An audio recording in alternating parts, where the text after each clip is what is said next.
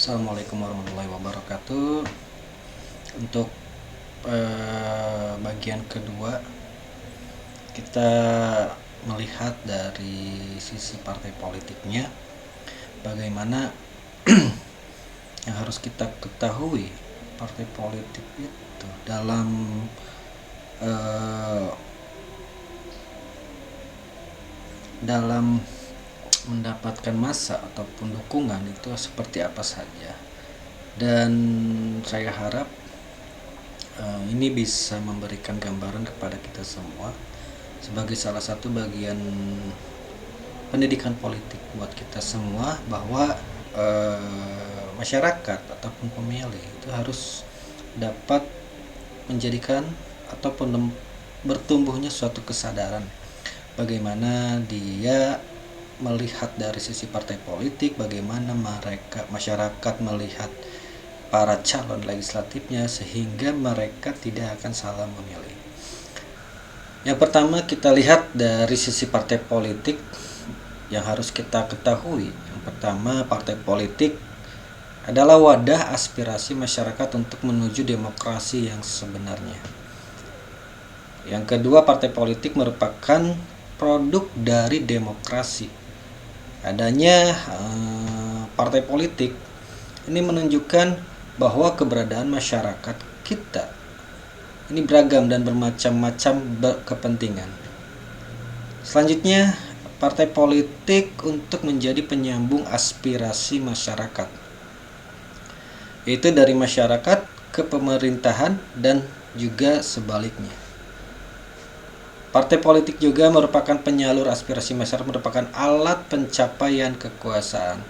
Ini kita bisa lihat dari beberapa penjelasan tentang partai politik, bahwa partai politik adalah sebagai wadah kita semua untuk menyalurkan aspirasi kita di dalam sebuah demokrasi, dari rakyat, oleh rakyat, dan untuk rakyat. Ini menjadi satu hal yang memang harus kita manfaatkan demi kepentingan masyarakat itu sendiri, di mana kepentingan masyarakatnya adalah bagaimana nilai-nilai ataupun makna-makna dari Pancasila itu bisa terwujud, terutama di sila kelima. Sila kelima yaitu keadilan sosial bagi seluruh rakyat Indonesia. Selain itu juga saat ini masyarakat juga membutuhkan bagaimana pemerintah itu bisa memberikan kesejahteraan kepada kita semua. Inilah awal dari makna partai politik itu sendiri yang harus kita ketahui. Adapun selanjutnya, partai politik pada saat akan menghadapi pemilu, partai politik memang harus mempunyai strategi. Banyak sekali macam strategi yang akan dilakukan oleh partai politik itu sendiri dalam meraih dukungan massa, ataupun nanti akan dalam bentuk suara, jumlah suara pada saat pemilihan umum. Namun di sisi lain yang memang kita ketahui banyak, rata-rata partai politik itu sudah melihat salah satu strategi yang memang sangat efektif, yaitu dengan memasukkan para ulama, para kiai. Mereka itu mempunyai karismatik, apalagi mempunyai dukungan massa ataupun pesantren yang memang dianggap oleh umatnya itu bahwa apa yang dikatakan oleh ulama atau kiainya itu merupakan, sehingga partai politik ini melihat ini satu peluang yang sangat besar. Dan kita lihat banyak beberapa berita yang memang para pimpinan-pimpinan ataupun elit partai itu dengan diberitakan mengunjungi sebuah pesantren, sebuah ataupun seorang kiai yang memang punya begitu banyak massa. Nah inilah jadi ada salah satu salah satu strategi partai politik dalam menarik simpati dan dukungan kepada partai politik itu sendiri. Yang selanjutnya, setelah partai politik sendiri sudah menentukan atau membuat strategi partai politik, itu biasanya dilakukan ataupun pada saat kampanye, sosialisasi dan pendidikan politik kepada masyarakatnya. Ini dilakukan strategi ini melalui kampanye, sosialisasi dan pendidikan politik ini dilakukan adalah bagaimana strategi itu bisa membentuk sebuah citra partai politiknya dan citra calon-calon legislatifnya ataupun kepala daerah. Nah, ini strategi partai politik ini itu memang pada saat kampanye itu memberikan efek yang lumayan besar karena pada saat kampanye itu langsung ditunjukkan sosok dari figur-figur para calon legislatif ataupun pilkada itu sendiri. Yang kedua, di saat sosialisasi itu banyak sekali strategi partai politik yang turun langsung melalui kadernya langsung kepada akar rumput. Nah, di sanalah sosialisasi pendidikan politiknya sendiri itu bisa berbentuk hitam, sosialisasi yang hitam, ataupun bisa berbentuk sosialisasi yang putih. Karena di sana itu kalau memang langsung ke akar rumput itu tidak terlepas adanya biaya tinggi karena ini akan berhadapan dengan kepentingan masyarakat juga. Bagaimana itu akan menjadi salah satu kegiatan persetujuan atau deal politiknya itu di saat pada sosialisasi politik. Nah, selanjutnya pada saat pendidikan politiknya sendiri, bagaimana mereka sadar bahwa tidak ada partai politik lainnya selain partai politik itu sendiri yang lebih baik daripada partai politik yang lain. Di sini tujuannya memang hanya untuk kepentingan partai, bukan pendidikan politik secara umum. Bagaimana mereka dikader ataupun dibina ataupun dilatih untuk mewujudkan semua visi, misi dan tujuan partai politik itu sendiri kepada masyarakat, sehingga masyarakat itu berbondong-bondong untuk masuk menjadi anggota partai politik. Nah, inilah kalaupun memang semuanya itu dilakukan secara baik, itu akan membentuk sebuah citra politik dan akan berefek kepada figur-figur calon legislatifnya yang akan dipilih kelak. Nah, inilah yang menjadi satu bentuk strategi partai politik, itu tujuannya arahnya kepada citra partai politik. Namun ada di dalam perkembangan sendiri itu memang bisa saja terjadi dipengaruhi oleh faktor-faktor yang lain. Bagaimana citra politik itu akan naik ataupun turun itu ada faktor-faktor lain yang bisa menentukan naik turunnya citra sebuah partai politik. Mungkin itu akan dibahas nanti untuk mengenai citra partai politik yang dipengaruhi oleh faktor-faktor yang lain. Nah, kadang di dalam kita harus mengetahui bagaimana jalannya kesuksesan sebuah partai politik. Sebuah partai politik sukses dalam mendulang massa. Nah, ini saya membicarakannya secara internal dan harus kita ketahui oleh kita semua di dalam partai politik itu seperti apa sih yang dilakukannya. Nah, di sini partai politik itu selalu diawali dengan visi misi partai politiknya. Visi misi politiknya. Nah, ini akan turun menjadi misi-misi. Jadi mana visi itu bagaimana kita melihat apa yang diharapkan di masa yang akan datang. Itulah visi politiknya. Misalkan menjadi pemenang pemilu di tahun 2024. Ini visi yang ditentukan, contohnya itu ditentukan oleh sebuah partai politik. Itu akan di breakdown menjadi misi partai politik itu kendaraannya seperti apa untuk mencapai tujuan ataupun objek yang akan kita capai gitu. Nah, ini misinya itu banyak sekali yang akan dilakukan. Bagaimana faktor-faktor internal dan eksternalnya itu mereka akan menganalisisnya. Bagaimana faktornya dari segi figur, dan yang figur, biaya, terus kader, terus bagaimana pengalaman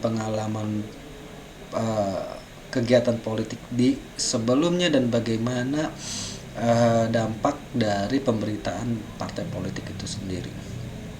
Yang selanjutnya, setelah misinya, kendaraannya ditentukan, itu untuk formulasi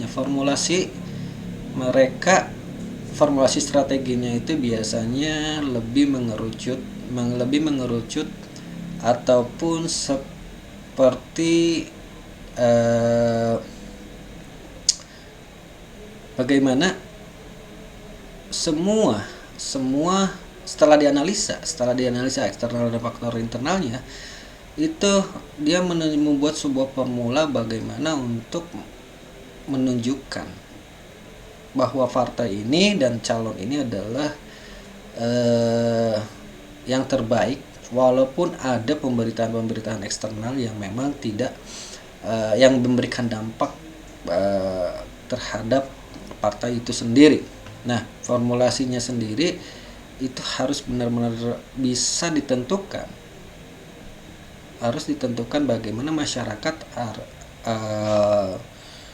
tetap memilih partai dan calon-calon anggota legislatifnya atau kader-kadernya itu sendiri. Nah, setelah formula itu sendiri dibentuk, maka dibuat program-program strategik. Program strategiknya mereka akan menentukan bagaimana untuk partai politik di berbagai level masyarakat itu, dari tingkat bawah sampai tingkat atas, itu akan berbeda. Selanjutnya setelah formulasi strategi sudah ditentukan, dia akan mengerucut kepada program-program strategiknya. Setelah dianalisis, formula itu harus mempunyai program-program yang yang mempunyai strategi langsung kepada objek yang kita ataupun target yang kita tentukan. Mereka akan menganalisis dari yang pertama dari sisi tingkatan masyarakat, level bawah, masyarakat menengah ataupun masyarakat atas, itu akan berbeda program strategiknya. Yang kedua, dari sisi usia. Dari sisi usia, program strategiknya juga berbeda. Bagaimana apa yang akan disampaikan untuk kepada para jenis-jenis pemilih itu. Di program strategiknya itu dilihat dari usia, itu bagaimana program yang harus dilakukan kepada usia muda, usia menengah, dan usia tua juga. Itu akan berbeda juga programnya. Selain itu juga masuk kepada level kategori pemilih. Dari kategori pemilih pemula, pemilih mengambang, ada pemilih yang partisipan. Untuk selanjutnya tentang strategi partai politik di dalam internalnya itu sendiri. Strategi yang harus dilakukan, mungkin mereka partai politik harus melakukan pembenahan dalam partai. Bagaimana dia memantapkan fungsi organisasi dan konsolidasi dengan kader-kadernya, sehingga menjadi partai yang diandalkan dan memiliki tanggung jawab. Di sini kita bisa kerucutkan bahwa strategi partai politiknya yang pertama di dalam internal itu meminimalisir konflik antar pengurus partai. Yang kedua, penentuan target yang akan dicapai, pengkaderan dengan cara pengenalan partai dengan pelatihan tentang partai. Yang kedua adalah tentang pengkaderan di partai itu sendiri, di mana merupakan bagian formulasi yang strategis bagi partai politik, terutama umumnya di Indonesia, dan memang harus dilakukan sesuai dengan tahapan, yaitu struktural partai, dan selalu melihat kapasitas dan kapabilitas dari seorang kadernya sendiri. Yang ketiga, ada target partai adalah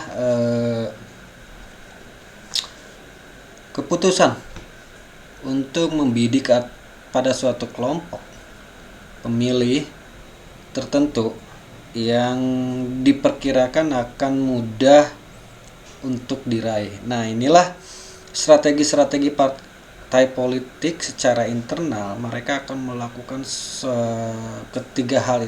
ketiga strategi itu sendiri. Selanjutnya tentang bagaimana analisis target partai politik. Yang pertama, dia akan membuat asumsi-asumsi dan akan diproyeksikan atau dibentuk susunan formulasi dan program-program, sehingga mereka setelah menentukan targetnya, baik itu level bawah, level menengah, atas, dari sisi usia, dari sisi kategori pemilih, itu akan berbeda-beda dari proyeksi pemrogramannya. Setelah dilakukan proyeksi pemrograman strategi, itu akan di breakdown menjadi tugas-tugas. Partai politik akan menunjuk siapa saja, baik secara demografis, baik secara usia, baik secara pekerjaan, baik secara lokal. Itu akan menentukan siapa aja yang bisa memberikan dampak ataupun memberikan hasil yang sangat bagus dari target-target yang sudah ditentukan. Nah, di dalam penentuan target itu sendiri, partai politik pertama akan melihat kelebihan dan kelemahan partai. Yang kedua, mereka akan mengukur seberapa jauh perubahan yang dilakukan oleh partai politik dalam sosialisasi. Dan yang ketiga adalah melihat pengalaman, hasil-hasil dari pemilu-pemilu sebelumnya, dan letak wilayah daerah pemilihan. Itu analisis target dari sebuah partai politik yang bisa kita ketahui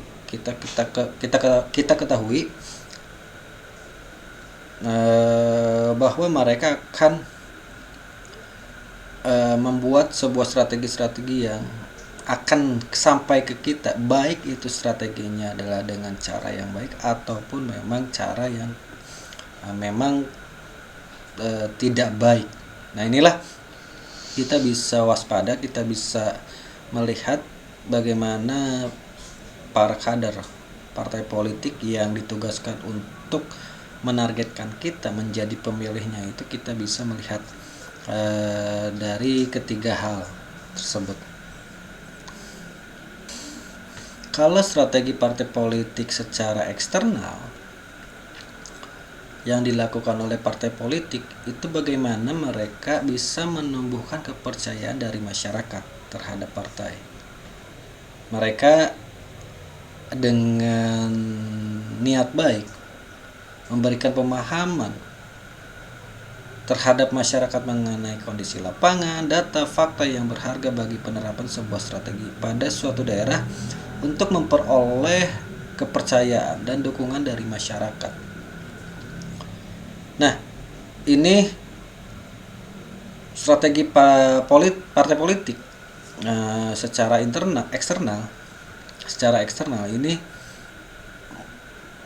akan berkorelasi dengan pendidikan politiknya, sehingga masyarakat yang percaya itu karena memang diberikan sebuah pemahaman dan membuat kita pemahaman mengenai kondisi lapangan, kondisi keadaan negara saat sekarang ini, dan mereka memberikan kepastian ataupun sebuah janji bahwa partainya akan memberikan solusi menyelesaikan permasalahan bangsa yang ada. Ini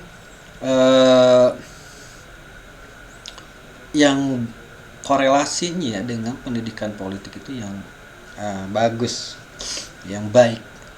Dan namun tetap tadi sudah dijelaskan di awal, ada yang namanya meraih simpati masyarakat ataupun kepercayaan masyarakat itu. Mereka lebih banyak menggunakan strategi pendekatan ulama untuk dijadikan kader partai politik itu sendiri, dan pimpinan-pimpinan ataupun organisasi masyarakat untuk bisa mendukung partainya, karena baik itu ulama, baik itu pimpinan organisasi itu mempunyai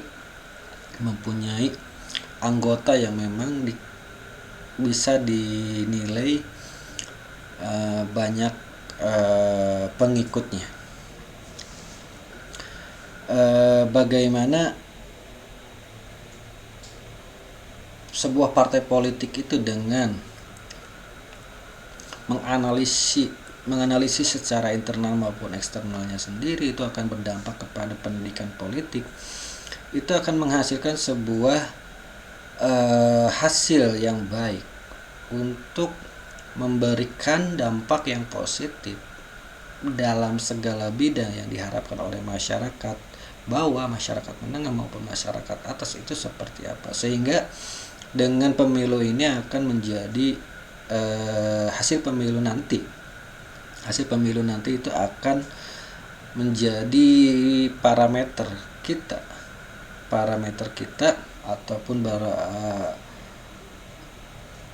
pegangan kita untuk dapat memilih partai politik yang benar-benar akan menyelesaikan permasalahan kita sebagai masyarakat itu bisa terwujud. Nah, jadi untuk masyarakat bisa lebih paham, sehingga kita tidak jujur saja bisa ada dengan pengalaman kampanye, pengalaman pemilihan umum, di mana kadang suka ada yang terjadi setelah menjadi pemenang ataupun menjadi anggota dewan, itu rata-rata mereka tidak akan langsung turun ke bawah lagi pada saat setelah menang, tetapi mereka akan turun lagi kalau memang akan maju di akhir tugas ataupun masa bakti anggota dewan itu sendiri, hanya untuk mendapatkan mendulang suara lagi. Nah, itulah yang harus kita waspadai juga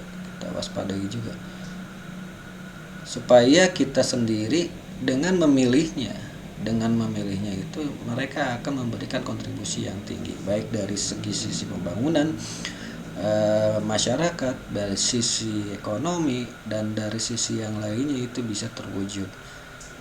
Untuk anggota dewan, mereka akan berusaha untuk di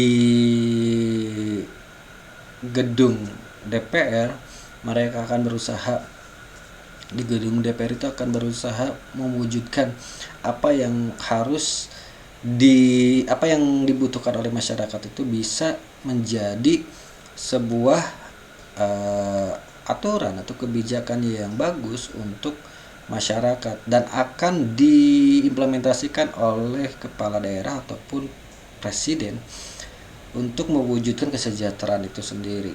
Nah, itulah pembahasan ataupun analisis saya sendiri mengenai partai politik secara internal maupun eksternal yang bisa kita jadikan ukuran kelak dalam memilih partai politik dan calon anggota dewan dan calon kepala daerah dan presiden kelak. Demikian penjelasan dari saya, mudah-mudahan bisa bermanfaat buat kita semua. Assalamualaikum warahmatullahi wabarakatuh.